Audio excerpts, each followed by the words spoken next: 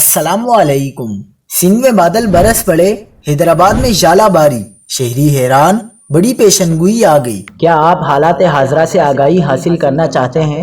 خبر کے پیچھے چھپے اصل حقائق جاننا چاہتے ہیں تو ابھی سبسکرائب کیجئے جلمل پاکستان کو اور ساتھ ہی گھنٹی کے نشان پر کلک کر دیں۔ آپ کو بتاتے چلیں کہ بلوچستان اور مغربی و وسطی سندھ کے مختلف علاقوں میں مغربی سسٹم کے زیر اثر بارشوں کا سلسلہ شروع۔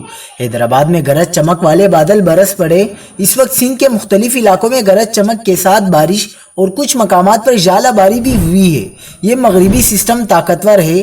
سانگڑ، میرپور خاص، شاداب پور میں بھی گرج چمک کے ساتھ بارش ہو رہی ہے۔ کراچی کے مضافاتی علاقوں میں آج رات آندھی کے ساتھ ہلکی بارش کے معمولی امکانات موجود ہیں، تاہم بیچ شہر میں گرد آلود ہوائیں اور بوندا باندی ممکن ہے۔ جمعے کو شہر قائد میں موسم جزوی برآلود رہے گا۔